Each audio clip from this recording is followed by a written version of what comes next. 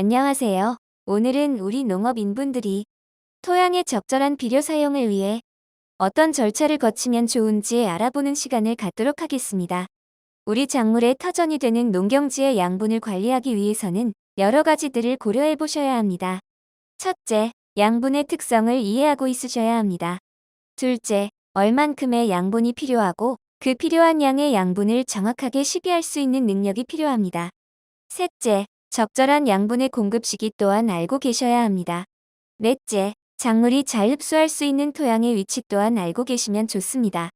이런 고려사항들은 작물마다 다르기 때문에 재배하시고자 하는 작물이 어떤 양분을 필요로 하고 어떤 양분들을 언제 얼만큼 필요하신지 참고하시면 더욱더 좋습니다. 그렇다면 비료는 얼만큼 줘야 할까요? 양분은 부족해도 수확량이 감소하고 과잉해도 수확량이 감소합니다. 적절한 양분의 공급이 가장 많은 수확량을 산출해냅니다. 작물의 생산성은 가장 부족한 양분에 의해 결정이 됩니다. 따라서 특정 양분이 부족하지 않게 시비량을 잘 조절하는 게 중요합니다.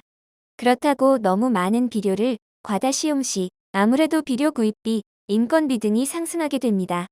그러므로 비료는 필요한 만큼만 적당히 주는 게 가장 좋습니다. 또한 비료를 시용할 때는 양분별 특성을 고려하여 시용해 주어야 하는데요. 무기질 비료 같은 경우 질소, 인산, 칼륨 등 각각의 무기 성분으로 구성이 되어 있습니다. 성분의 양을 조절하여 시비할 수 있는 장점이 있습니다. 반면 가축분뇨 액비, 가축분퇴비 같은 유기 성분이 섞여 있는 비료의 경우 가축분뇨 발효 과정에서 성분의 함량이 변화할 수 있습니다. 따라서 성분의 양을 조절하기 힘든 게 특징입니다.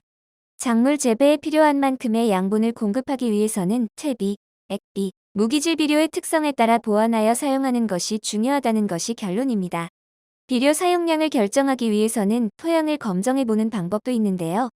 토양의 양분 함량을 측정할 수 있다면 비료를 얼만큼 시용할 수 있는지 계산이 가능합니다.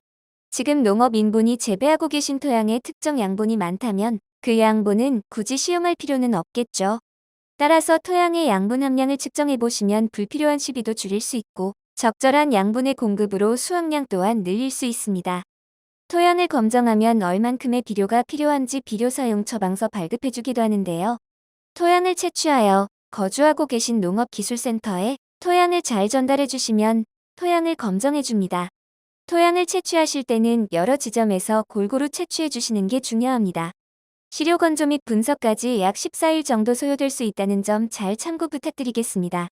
네, 그렇다면 앞서 카드뉴스로 설명해 주었던 비료 적정 시비 절차를 한번 간단하게 영상으로도 설명해 드릴게요. 우선 토양을 채취할 지점을 한번 훑어봐 줍니다. 토양을 채취하실 때는 여러 지점에서 골고루 채취해 주시는 게 중요합니다. 토양 채취 지점을 골고루 하기 위해 Z자를 한번 그려보고 토양 채취 지점에 폴대 같은 것도 설치해보는 방법도 있습니다. 폴대를 설치했던 지점에서 토양을 채취합니다. 토양 단면이 잘 보일 수 있도록 V자로 퍼주신 후 토양을 수직으로 퍼서 토양 단면을 골고루 채취해 주셔야 합니다.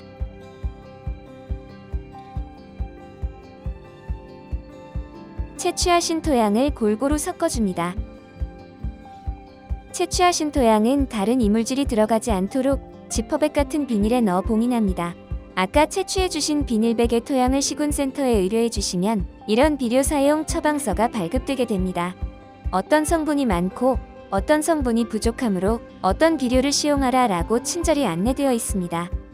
토양 검정은 시군센터 내에서 진행이 되는 게 보통이고 현장에서 담당자가 간단하게 간이 분석을 실시하기도 합니다. 발급받은 처방서를 참고하여 부족한 성분의 비료를 뿌려주시면 됩니다. 토양 검정은 밭토양은 물론이고 논토양에서도 가능합니다. 영하의 날씨라 삽질이 힘드네요. 하하. 네, 이렇게 토양 검정을 통해 비료 적정 시용량을 알아보는 영상을 소개시켜드렸는데요. 이 영상을 잘 참고하셔서 적정 시비에도 농사에도 작은 도움이라도 되셨으면 좋겠습니다. 감사합니다.